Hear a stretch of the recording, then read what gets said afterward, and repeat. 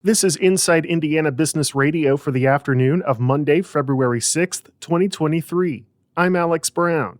A new survey from Carmel-based InvestEd shows while nearly 90% of Hoosiers see value in post-secondary education, a majority find that understanding the full process of paying for college to be difficult. Vice President Bill Wozniak says many don't even know they can get aid from the state. We asked about specific programs, and as you went through the list, again, a significant portion of Hoosiers didn't know about particular programs that could benefit them. Some of the state grants that are available. So they don't know many times that the grant is available. The nonprofit polled more than 1,700 residents from rural, urban, and suburban areas throughout the state. A 14-year veteran of the University of Wisconsin system has been named Chancellor of Indiana University Southeast. Pending approval by the IU Board of Trustees, Deborah Ford will lead the campus in New Albany, succeeding Kelly Ryan, who is serving as interim chancellor for the 2022-23 academic year. A 121-acre tract of farmland in northeast Indiana sold last week for a price well above state averages. Columbia City-based Schrader Real Estate and Auction Company says the property in the Allen County community of Woodburn sold for $19,984 per acre, totaling $2.4 million. From the number one source for Indiana business news, this is Inside Indiana Business Radio. Has your company grown at a rapid pace over the last 2 years? Nominations are now being accepted for Fast 25, IBJ's exclusive list of fastest growing companies in central Indiana. Honorees will be spotlighted in a special publication in the IBJ and celebrated at an event on May 9th. Check out the changes to this year's criteria to see if your company qualifies. Learn more and submit your nomination by March 1st at ibj.com/nominations. In today's business environment, every company is a tech company. Interested in learning more about emerging technology trends that can make an impact on your strategy in 2023? Join us February 15th for IBJ's Technology Power Breakfast to hear from top tech entrepreneurs, investors, and up-and-comers. Our panelists will dive into key issues and trends that will inspire fresh ideas. RSVP or reserve a corporate table for 10 by February 9th at ibj.com/events.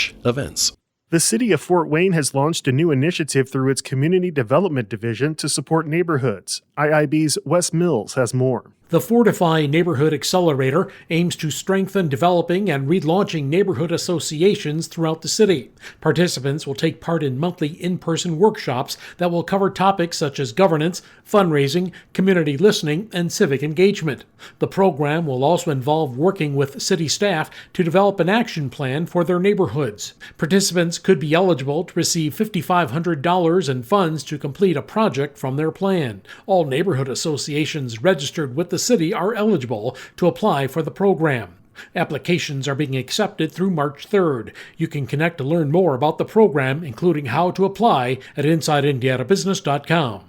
Wes Mills, Inside Indiana Business Radio. Elkhart-based ITR Concession Company, which manages the Indiana Toll Road, has activated the fourth installation of its wrong-way driver detection and alert system on the Exit 5 eastbound off-ramp in Calumet. The company says the program is an essential safety measure. In 2022, the system identified nearly 100 wrong-way drivers and was able to alert and prevent all but 2 drivers from entering the toll road in the wrong direction. ITR says the other 3 installations, which were implemented in 2020, led to a 75% decrease in wrong-way drivers from 2021 to 2022. The company says the system works by establishing 3 zones: an initial detection zone, a self-correction zone, and an alert zone. Relying on thermal detectors and high-speed cameras, the system can pinpoint drivers going the wrong way on an entry or exit ramp, which automatically activates self-correction warnings such as flashing warning lights. The city of Greenwood is experiencing both commercial and residential growth. Johnson County's largest city has gone from having a downtown vacancy rate of 75% in 2012 to now being 95% occupied, according to Mayor Mark Myers. In an interview on Inside Indiana Business Television, Myers said improving quality of life, especially downtown, was key for him when he took office in 2011. 12 years ago, when we came in office, we were begging to bring business into Greenwood. Now we're at a point where we can pick and choose who we want, what we want. New developments continue to rise up in the city, such as the Greenwood Fieldhouse that opened last spring at the site of a former middle school, and the nearby $83 million mixed-use project known as the Madison, which is currently under construction. A region lawmaker wants to make sure hospitals serving low-income residents don't see a gap in their funding. Lakeshore Public Radio's Michael Gallenberger reports. State Senator Eddie Melton says hospitals are reporting an impact to the payments they get from the federal disproportionate share hospital program. Those are the hospitals that serve low-income individuals, low-income communities, and is dire that they receive these funds from the federal government to ensure sustainability. While federal lawmakers work to resolve the issue, Melton Senate Bill 433 would provide $20 million in stopgap funding from the state. The bill also calls on the state Medicaid agency to study longer-term solutions to make sure hospitals can keep operating if there were future impacts to federal funding. For Lakeshore News, I'm Michael Gallenberger. The Business and Beyond podcast with Gary Dick remains on hiatus as we prepare for Season 3, but you can go back and listen to past episodes with notable names in Indiana, such as Mario Andretti, Angelo Pizzo, and media personalities Mark Patrick and Bob Kavoyan. Available now from your favorite podcast provider. I'm Alex Brown for Inside Indiana Business Radio on Demand.